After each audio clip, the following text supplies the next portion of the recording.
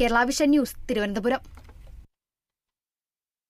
ഇനി CPIM-ലേക്ക് നമ്മൾ വരുന്നു. CPIM സംസ്ഥാന സെക്രട്ടറി MV ഗോവിന്ദൻ മാസ്റ്റർ ഇന്ന് ചരിത്രപരമായ ഒരു പ്രസംഗം നടത്തി. ആ ചരിത്രപരമായ പ്രസംഗം കാണുകയും കേൾക്കുകയും ചെയ്യുമ്പോൾ തീർച്ചയായും സന്ദേശം എന്ന സിനിമയിലെ എന്തുകൊണ്ട് നാം തോറ്റു എന്നുള്ള സംഭാഷണ ഭാഗം ഓർക്കുകയും ചെയ്യും. ഇത് പ്രതീക്ഷാ നിർഭരമായ ഒരു വാർത്തയാണ്. കാരണം ലോക്സഭാ തെരഞ്ഞെടുപ്പിന് ശേഷം തെറ്റ് തിരുത്തും എന്ന് CPM പല ആവർത്തി പറയുന്നുണ്ടെങ്കിലും ആ തെറ്റുതിരുത്തൽ പ്രക്രിയയ്ക്ക് ഇടയാക്കുന്ന രീതിയിലുള്ള ഗുണപരമായ നടപടികൾ പലരിൽ നിന്നും ഉണ്ടാവുന്നില്ല എന്ന വിമർശനങ്ങൾക്കിടയിൽ നമ്മൾ നന്നായി തോറ്റു, നല്ല രീതിക്ക് തന്നെ തോറ്റു, ശരിക്കും പൂർണ്ണ അർത്ഥത്തിൽ തോറ്റു, എന്തുകൊണ്ട് തോറ്റു, അത് നമ്മൾ പഠിക്കണം എന്ന് ഒരു ക്ലാസ് മുറിയിൽ കുട്ടികൾക്ക് പഠിപ്പിച്ചു കൊടുക്കും പോലെ, ഒരു സ്റ്റഡി ക്ലാസ് പോലെ MV ഗോവിന്ദൻ മാസ്റ്റർ ഇന്ന് ലോക്സഭാ തെരഞ്ഞെടുപ്പിൽ എന്തുകൊണ്ടാണ് LDF തോറ്റത് എന്ന് വ്യക്തമാക്കുന്നു.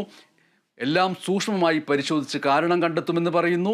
ഒപ്പം പെൻഷൻ അടക്കമുള്ളവ കൃത്യസമയത്ത് കൊടുക്കാൻ കഴിയാതിരുന്നത് തെരഞ്ഞെടുപ്പിനെ സ്വാധീനിച്ചുവെന്ന് അദ്ദേഹം സൂചിപ്പിക്കുന്നു. തോൽവിയുടെ കാരണങ്ങൾ കണ്ടെത്തിയാൽ മാത്രം പോരാ, തിരുത്തൽ വേണമെന്ന് അദ്ദേഹം പറയുകയും ചെയ്തിരിക്കുന്നു. നല്ലപോലെ തോറ്റു. അപ്പോൾ ഇനി നമ്മൾ എന്താ വേണ്ടേ? എന്തുകൊണ്ട് തോറ്റു എന്ന കാര്യം നല്ലതുപോലെ കണ്ടുപിടിക്കണം. ഒരുപാട് അഭിപ്രായങ്ങൾ വരുന്നുണ്ട്, ആളുകൾ ഫോൺ ചെയ്ത് പറയുന്നുണ്ട്, കത്ത് എഴുതിയിട്ടുണ്ട്, ലേഖനങ്ങൾ തന്നെ പ്രസിദ്ധീകരിച്ചിട്ടുണ്ട്, വിമർശനങ്ങൾ ഉന്നയിച്ചിട്ടുണ്ട്, ഒക്കെയുണ്ട്. എല്ലാം ഞങ്ങൾ സ്വീകരിക്കുകയാണ്. എല്ലാം സൂക്ഷ്മമായിട്ട് പരിശോധിച്ച് ഏതൊക്കെ രീതിയിലാണ് നമ്മുടെ ഈ തോൽവിക്ക് അടിസ്ഥാനമായ കാര്യങ്ങളെന്ന് കണ്ടെത്തുക തന്നെ ചെയ്യും. ഒന്ന് കണ്ടെത്തിയാൽ മാത്രം പോരാ, തിരുത്തണം. കണ്ടെത്തൽ മാത്രം പോരാ, തിരുത്തണമെന്ന് CPIM സംസ്ഥാന സെക്രട്ടറി MV ഗോവിന്ദൻ മാസ്റ്റർ പറയുമ്പോൾ CPI എന്താണ് പറയുക? CPI സംസ്ഥാന സെക്രട്ടറി ബിനോയ് വിശ്വം കൂടി നമ്മോടൊപ്പം ഉണ്ട്.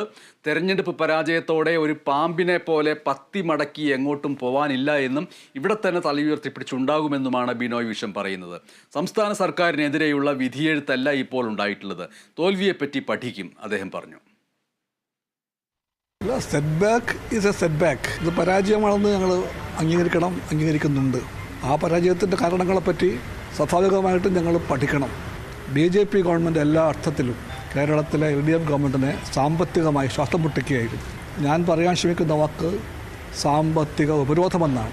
തൃശ്ശൂരിൻ്റെ പാഠങ്ങൾ വിലപ്പെട്ട ഗൗരവമേറിയ പാഠങ്ങളാണ്. ആ പഠനം പൂർത്തിയായിട്ടില്ല, പക്ഷേ അത് വേണ്ടിവരും. ഒരു പരാജയവും അവസാനമല്ല. അതുകൊണ്ട് ഞങ്ങൾക്ക് നല്ല ആത്മവിശ്വാസമുണ്ട്. ഇടതുപക്ഷത്തിന് പരാജയത്തോടു കൂടി ഞങ്ങൾ പത്തി മടക്കി അല്ലെങ്കിൽ പടം മടക്കി ഞങ്ങൾ എങ്ങോട്ടും പോകുന്നില്ല. ഞങ്ങൾ ഇവിടെ തന്നെ ഉണ്ടാകും, ജനങ്ങളുടെ കൂടെ ഉണ്ടാകും. പാലക്കാട്ട് നിന്ന് അനന്തൻ ചാക്കുപാറ എന്ന പ്രേക്ഷകൻ ഇപ്പോൾ പ്രതികരിക്കുന്നത്, ഇത് ലോക്സഭാ തെരഞ്ഞെടുപ്പിൽ തോറ്റതിൻ്റെ തലേ ദിവസം മുതൽ തുടങ്ങിയതാണല്ലോ, ഇതിങ്ങനെ പഠിക്കും പഠിക്കേണ്ട ദിവസങ്ങൾ കഴിഞ്ഞല്ലോ, ഇനിയും പഠിക്കുമെന്ന് പറഞ്ഞിരിക്കുകയാണോ വേണ്ടത്? പഠിക്കണമെങ്കിൽ ഈ കഴിഞ്ഞ ദിവസങ്ങൾ തന്നെ പഠിച്ച് ഇനി അതിൻ്റെ പരിഹാരക്രിയകൾ ചെയ്യേണ്ട സമയമായല്ലോ എന്നാണ് അനന്തൻ ചാക്കുപാറ പറയുന്നത്. അത്ര പെട്ടെന്ന് പഠിച്ച് പ്രാവർത്തിക പദത്തിൽ കൊണ്ടുവരാൻ കഴിയുന്ന കാര്യങ്ങളല്ല, സൂക്ഷ്മമായി പഠിക്കേണ്ടതുണ്ട് എന്ന് മറുപടി നൽകാമെന്ന് കരുതുന്നു. പ്രേക്ഷകരുടെ രീതിയിൽ അതിന് മറുപടി കരുതുക. എന്തായാലും തെരഞ്ഞെടുപ്പ് തോൽവി ഗൗരവമായി ചർച്ച ചെയ്യുമെന്നാണ് CPIM ജനറൽ സെക്രട്ടറി സീതാറാം യെച്ചൂരിയും പറയുന്നത്. 28-ന് ചേരുന്ന കേന്ദ്ര കമ്മിറ്റി ഈ തോൽവി ചർച്ച ചെയ്യും. ഇന്ത്യ മുന്നണിക്ക് പാർലമെന്റിൽ ശക്തമായ പ്രതിപക്ഷമായി അണിനിരക്കാൻ കഴിയും. അതേസമയം NDA സർക്കാർ സ്ഥിരതയുള്ള സർക്കാരല്ല എന്നും യെച്ചൂരി തൃശ്ശൂരിൽ പറഞ്ഞു. They will make their review.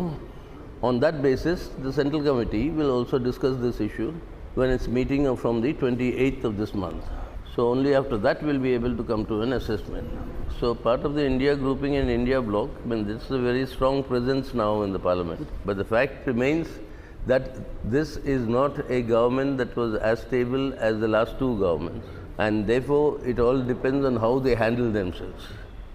The way Mr. Modi is going and the way the cabinet has been formed with the portfolios, Mr. Modi seems to be feeling that there is no change in the situation.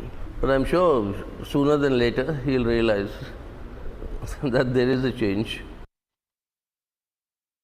സഹോദരന് പകരം സഹോദരി വയനാട്ടിലേക്ക് വരുമോ? വയനാട്ടിൽ പലരും ആകാംക്ഷയിലാണ്. വയനാട്ടിൽ ഉപതെരഞ്ഞെടുപ്പ് നടന്നാൽ പ്രിയങ്ക ഗാന്ധിയെ സ്ഥാനാർത്ഥിയാക്കണമെന്ന ആവശ്യം ശക്തമാവുകയാണ്.